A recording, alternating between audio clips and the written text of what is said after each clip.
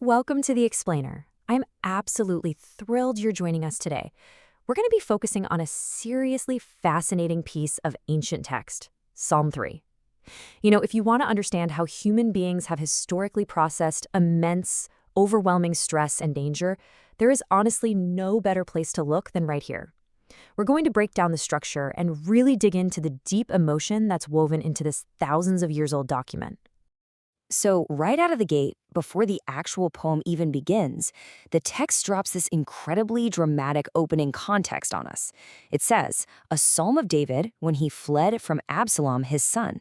This immediately throws us right into a high stakes historical crisis. This isn't just some abstract piece of poetry, it's grounded in a literal coup. You've got a king fleeing his own capital, experiencing the ultimate family betrayal from his own kid. And that really brings us to our core focus today.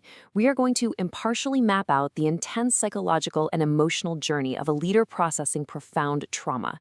We're essentially unpacking history's most famous song of survival and betrayal, looking at exactly how the author moves from absolute blinding panic to a state of total restful peace. And get this, he does it all in the span of just 8 short verses. Okay, let's dive right in. Here is the actual layout of the text we're analyzing today. Look at how beautifully concise that is. Before we pull it apart piece by piece, I just want you to see the whole architecture of it. It's just 8 verses, broken down into a few distinct stanzas. It's a really short text, but as you'll see in a minute, the emotional ground it covers is massive. Section 1. Context of the crisis and setting the stage. Now, as we analyze the speaker's perspective here, keep in mind we are treating this as a deeply human, literary, and historical document. We are basically stepping into the shoes of someone whose entire world has just violently collapsed. Look at that very first verse. "O Lord, how many are my foes? Many are rising against me." You can almost literally hear the rapid heartbeat and the short breaths. The pacing here is fast, right? It's incredibly tense. David is completely overwhelmed by the sheer number of his enemies. How many? Many. The physical threat is entirely suffocating him right at the start. Moving into part 2, surrounded by foes, and the psychological warfare. The text immediately shows us that this whole situation isn't just about swords and armies anymore. That physical threat very quickly morphs into a deeply personal attack on his mind. Verse 2 reveals the true cruelty of his foes. Many are saying of my soul, there is no salvation for him in God. They aren't just trying to take his throne or his life, they are actively trying to destroy his hope. They're basically whispering that he is entirely abandoned, just completely cut off from any divine help.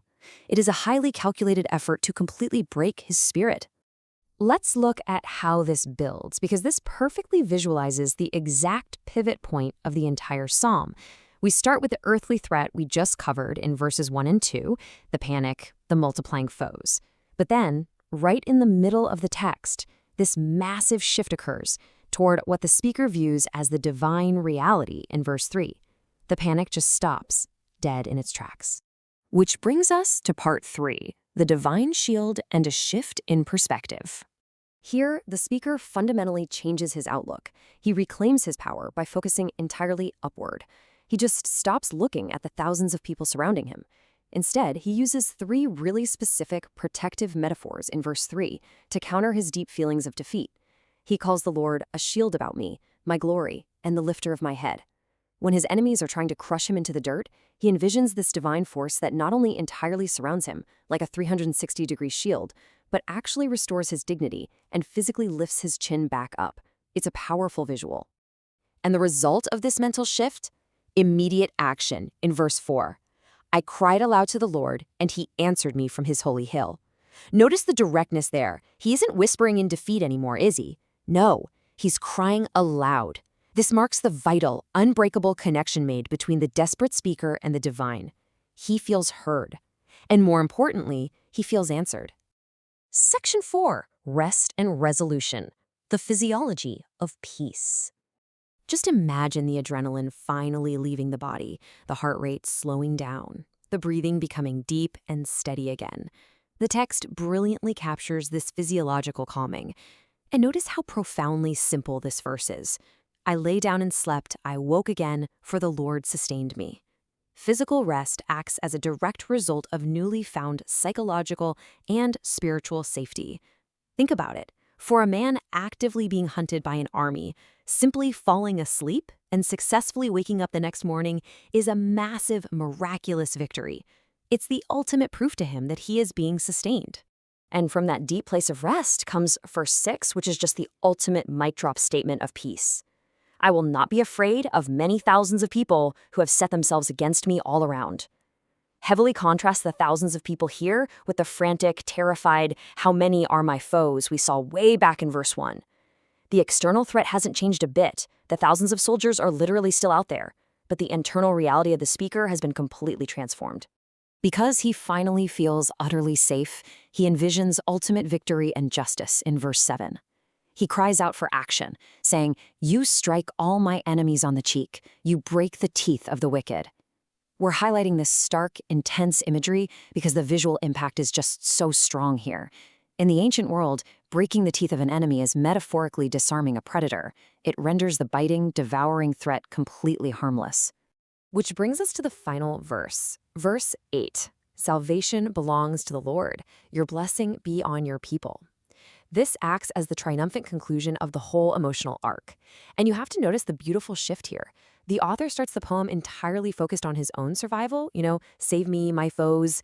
But he ends the poem by pronouncing a communal blessing on your people. His own trauma has been processed, which allows him to turn around, lead, and bless others once again. Lastly, part 5. The mystery of Selah, a quick linguistic detour. Now, before we wrap up, we need to solve a little linguistic mystery. You probably noticed a rather strange word appearing at the end of verses 2, 4, and 8, Selah. Let's define it directly from the source notes. The meaning of this Hebrew word is uncertain, but it may be a musical or liturgical direction. Basically, it's an ancient pause marker. It reminds us that this ancient poem wasn't just some text meant to be read quietly in a book. It was actually designed as a functional piece of music. It was meant to be sung, felt, and paced out, likely with instruments pausing to let the heavy weight of the previous verses really sink in for the listener. So what does this all mean for us? How do ancient words of crisis still resonate today? Well, we've just mapped an intense journey from suffocating panic to profound peace. It shows us that the human nervous system, the raw experience of betrayal, and that deep longing for a protective shield honestly haven't changed in thousands of years. It really makes you wonder, what other incredible blueprints for human resilience are hiding in these ancient texts, just waiting to be unpacked? Keep learning, keep questioning, and I will see you in the next explainer.